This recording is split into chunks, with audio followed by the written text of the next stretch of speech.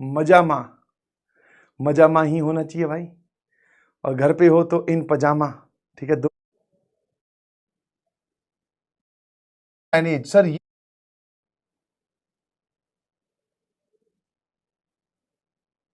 Motivation, motivation तो भाई काम से आएगा, समझ में आया? मोटिवेशन तो हमेशा काम से आता है, परिणाम से आता है, समझ में आया? 4 क्लासेस आपकी चल रही हैं, बहुत बढ़िया। तो 4 क्लासेस को सर मैनेज कैसे करें, यही है आपका 4 classes how to manage. Sir ये हमारे मन में डाउट आ रहा है कि कैसे करें सर इनको मैनेज, है ना? तो देखो कुछ कुछ बातें, एक सिंपल सिंपल सी जो बात आपको समझ में आई होगी वो ये समझ में आ गई होगी कि अब हमारे पास में टाइम का जो है वो क्रंच है। क्रंच समझ में आते हो? क्रंच मतलब कमी, ठीक है, वी हैव लेस टाइम। अब हमारे पास में टाइम कम है, और प्लस अगर आप लोड की बात करो तो लोड इंक्रीज्ड, बढ़ गया है लोड, ठीक है।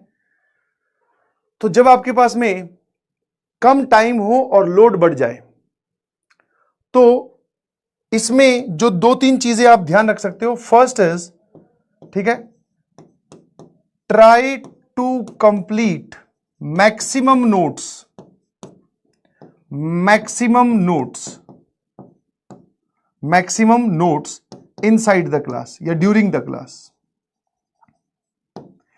क्लास के साथ साथ नोट्स को कंप्लीट करने की कोशिश करें। ट्राई टू कंप्लीट, ऑल्दो मैं जानता हूं ये बात कि आप 100% नोट्स को कंप्लीट नहीं कर सकते क्लास के साथ साथ, बिकॉज आपको समझना भी है, लिखना भी है, टॉपिक भी देखना है, क्वेश्चन भी सॉल्व करने हैं, तो ये काम थोड़ा सा सर हेक्टिक है। बट जितना आप लिख सको, जितना आपको लग रहा है कि इतना मैंने लिख लिया, शॉर्ट में लिखने की कोशिश करें, मैक्सिमम लिखने की कोशिश करें। उसके बाद में अगर कुछ बच जाता है, लेफ्ट समथिंग, कुछ बच गया, तो उसको रिवीजन, मतलब लेक्चर का जो तुम रिवीजन करते हो, लेक्चर रिवीजन के साथ नोट्स कंप्लीशन, नोट्स कंप्लीशन, ठीक है, इसके लिए आप 30 मिनट्स पर क्लास निकाल के रखें, और 30 मिनट्स पर क्लास, बस इतने में काम हो जाना चाहिए भाई, समझ गए? हाँ, इससे फालतू अगर टाइम लग रहा है तो उसको कम करने की कोशिश करो, स्पीड में थोड़ा लिखो, डाटा डाटा लिख लो सवाल का सिर्फ। लेक्चर रिवीजन तो आपको करनी है। देखो जो भी आपने पढ़ा एक बार उसको रिवाइज करना जरूरी है, बिकॉज अगर रिवाइज नहीं करोगे तो जो आपने पढ़ा वो आपके दिमाग में सिर्फ पहुंचा, वहां रुका नहीं। तो उसको रोकने के लिए, वहां पर उन चीजों को ग्रैस्प करने के लिए आपको रिवीजन करनी पड़ेगी लेक्चर की, दैट इज 100% मैंडेटरी काम। तो वो, और साथ में नोट्स कंप्लीशन, जो भी आधी अधूरी बातें रह गई थी वो आप 30 मिनट में कंप्लीट करने की कोशिश करो आफ्टर द क्लास, 30 मिनट्स और, ठीक है, है ना? उसके बाद में आते हैं हम तीसरा पॉइंट। अब बात आती है सर प्रैक्टिस की, कि प्रैक्टिस के नाम पे क्या क्या करना है हमें। तो देखो लेक्चर रिवीजन में क्लास एग्जांपल्स फिर इंक्लूड हो गए। क्लास एग्जांपल तो आप लेक्चर रिवीजन में ही निपटा दो, ठीक है, क्योंकि आप जब क्लास को बहुत अटेंटिवली सुनते हो, इसमें स्टेप 0 लिख दूं मैं। 0 क्या है? अटेंड वेरी अटेंटिवली, या फिर वेरी फोकस के साथ, ठीक है। क्लास को आपको बहुत ही फोकस के साथ सुनना है। ऐसा नहीं है कि आप जब क्लास के आगे बैठ जाओ तो आपके मन में ये हो कि अरे भाई बाद में देख लेंगे, नहीं भाई, वो बाद वाला तो आपका बैकलॉग बना देगा, समझ गए कि नहीं समझे? तो पहले आप आराम से पूरा ध्यान से सुनिए क्या बताया जा रहा है, ठीक है, अटेंटिवली क्लास को अटेंड कीजिए। क्वेश्चन साथ साथ में आपको टाइम दिया जाता है, उनको अटेम्प्ट करने की कोशिश करो, कि जहां पे अटके फिर वहां पे मैं एक्सप्लेन करता ही हूं वो देख लो। तो प्रैक्टिस में एक तो आपको क्लास एग्जांपल्स हो गए, जब रिवीजन करोगे तो वो सारे आपके वापस से एक बार दुरुस्त हो जाएंगे। हाँ, बस कुछ कुछ सवाल तो ऐसे होते हैं जो देखने से पता चल जाता है, हाँ यार इस सवाल में सर ने ये बताया था लेक्चर में, ऐसे ऐसे करना है, ठीक है। कुछ सवाल ऐसे हो सकते हैं जो कैलकुलेटिव हो, है ना, कि यार इसमें मुझे थोड़ा कम समझ में आया ये वाला क्वेश्चन, तो एक बार मैं इसको दोबारा रीअटेम्प्ट करके देखता हूं रफ कॉपी में, तो उसको रीअटेम्प्ट करूं, ठीक है। अब वो सबकी नीड अलग अलग है, ठीक है। कुछ बहुत ही ऑब्वियस क्वेश्चन हो तो उनको रीअटेम्प्ट करने की जरूरत नहीं है, मात्र देखने से ही काम हो जाएगा, ठीक है। उसके बाद में बात आती है प्रैक्टिस की। तो प्रैक्टिस में आप डिब्बी बोल सकते हो प्लस PYQs बोल सकते हो, और सिंस आपके पास डिब्बी और PYQs का टाइम थोड़ा लिमिटेड ही रहने वाला है, क्योंकि आप बोल रहे हो कि सर 4 क्लासेस या 5 क्लासेस हो रही हैं, तो do it by yourself. Maths में तो भैया मैं आपको दे रहा हूं ठीक है, लेक्चर के साथ में होते हैं, उसमें PYQs ही होते हैं मैक्सिमम। तो PYQs और डिब्बी लगभग एक ही चीज है। साथ साथ में आपको लग रहा है कि चैप्टर थोड़ा मुझे और अच्छे से काबू में करना है, तो थोड़े आप PYQs बढ़ा सकते हो। पर चैप्टर कम से कम कोशिश करिए 50 ज्यादा PYQ आप सॉल्व करें। और ऐसा नहीं है कि वो 50 PYQs मैं पूरे चैप्टर की बोल रहा हूं, ध्यान रखना। तो पूरा चैप्टर मान लो चलता है हमारा 6 दिन, एक हफ्ते, तो कुछ आपने ड्यूरिंग दिस वीक किया, फिर जब अगला चैप्टर स्टार्ट हो गया तो पिछले वाले PYQs, पिछले वाले चैप्टर के PYQs एक दिन में 45 मिनट निकाल लो, आधा घंटा निकाल लो, आधे घंटे में 10 PYQ कर लिए। ऐसे पुराना काम को भी लिस्ट बना के चलते जाए, ठीक है ना। इसी काम को आपको रिपीटेडली करना है, बहुत शिद्दत से करना है, क्योंकि जब एक सिंपल सा रूल काम करता है, या तो आप बहुत सारी चीजें करो कि आपने लेक्चर भी अटेंड किया, नोट्स भी बनाए, फिर आपने रिवीजन भी की, फिर आप PYQs भी कर रहे हो, मॉड्यूल भी सॉल्व कर रहे हो, एक्सरसाइज भी सॉल्व कर रहे हो, है ना।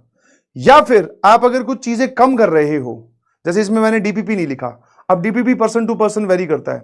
आपको लगे कि मेरा बहुत ही वीक जा रहा है, मैं कॉन्सेप्चुअली बहुत वीक हूं, तो फिर आप DPP पे स्विच करो, फिर उनके लिए DPP भी आ जाएगी इसमें। और PYQs तो मस्ट है भाई, ठीक है। मैथ्स के पॉइंट ऑफ व्यू से बोलूं या फिर जेई मेंस के पॉइंट ऑफ व्यू से बोलूं, तो आपको PYQs तो करना ही है सभी सब्जेक्ट्स में। तो दिस इज द लीस्ट जो आपको करना है, ठीक है। और इसको बड़ी ही शिद्दत से करना है, समझ में आया? शिद्दत मतलब कि हाँ, जितने भी PYQs आपने कर लिया, अगर उस टाइप का सवाल कोई पेपर में आए तो सर वो गलत नहीं होगा, चाहे कुछ हो जाए।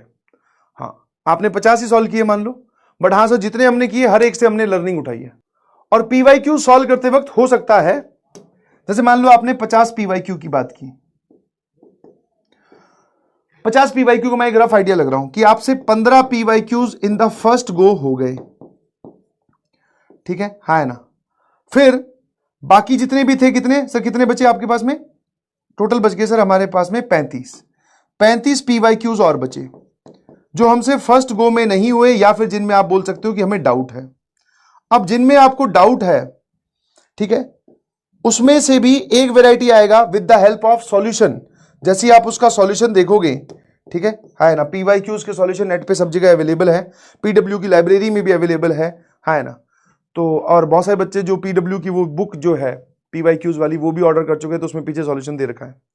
तो जिनमें आप अटके उनके सॉल्यूशन से आपको समझ में आ जाएगा, है ना। कुछ सवाल, बहुत ही कम परसेंटेज ऑफ द क्वेश्चंस ऐसे होंगे, 5 सवाल ही ऐसे निकल के आएंगे कि जो सॉल्यूशन के बाद में भी समझ में नहीं आए, है ना।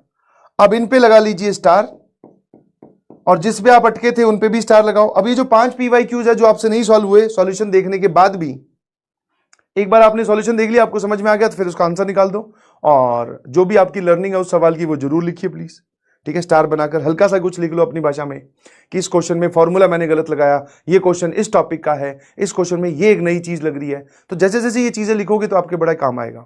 और ये जो PYQs आप सॉल्व कर रहे हो, मैं ये नहीं बोल रहा हूँ सजा दजा के सॉल्व करो, बट एक सेपरेट कॉपी में सॉल्व होना चाहिए, जैसे आप रफ काम करते हो वैसे ही, ताकि कल को अगर हम रिवाइज करने बैठे तो हमें ये 50 PYQ फिर देखने हो तो सारे के सारे दोबारा ना सॉल्व करने पड़े।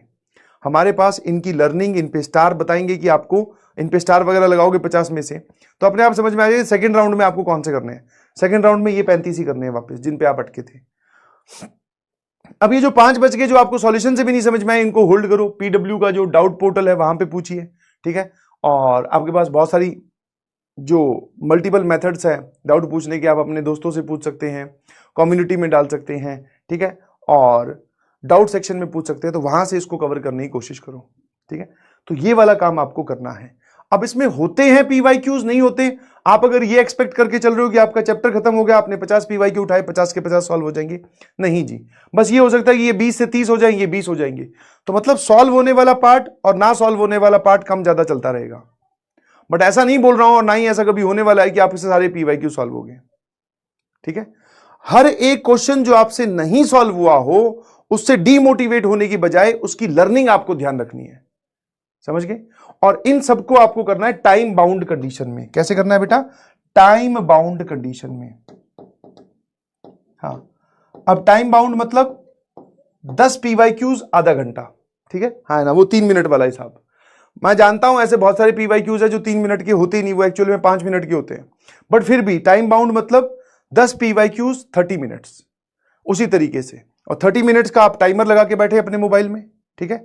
30 मिनट्स में अगर नहीं हो रहा तो 10 मिनट अपने आप को एक्स्ट्रा अलॉट करें, उसके बाद में छोड़े, आगे बढ़ें प्लीज, क्योंकि आपके पास करने के लिए और भी काम है, समझ गए। इसी पे नहीं अटका रहना है। वो जो 10 नहीं सॉल्व हो रहे उन पे स्टार लगा लो। मतलब जैसे आपने 10 PYQ का टारगेट लिया 30 मिनट्स में, 10 में से सर 5 हुए, 5 रह गए, तो 10 मिनट और दो, जैसे आप पेपर में करते हो, ठीक है। फिर भी सर एक और हो गया, अभी भी 4 रह गए, तो 4 रह गए तो उनको अभी होल्ड कर लो, फिर उनका बाद में सॉल्यूशन देखना है। अब इसी को ही आपको काम को बढ़ाना है, बस यही मेन पार्ट है। अभी आप इतना ही कर सकते हैं, और इनफैक्ट ये भी अगर मैं बात करूं तो ये भी ज्यादा है। ये भी आपके इतनी क्लासेस चल रही हैं, इतने जो टॉपिक चल रहे हैं उसके पॉइंट ऑफ व्यू से ये भी ज्यादा है, बट इतना तो करना ही पड़ेगा भाई।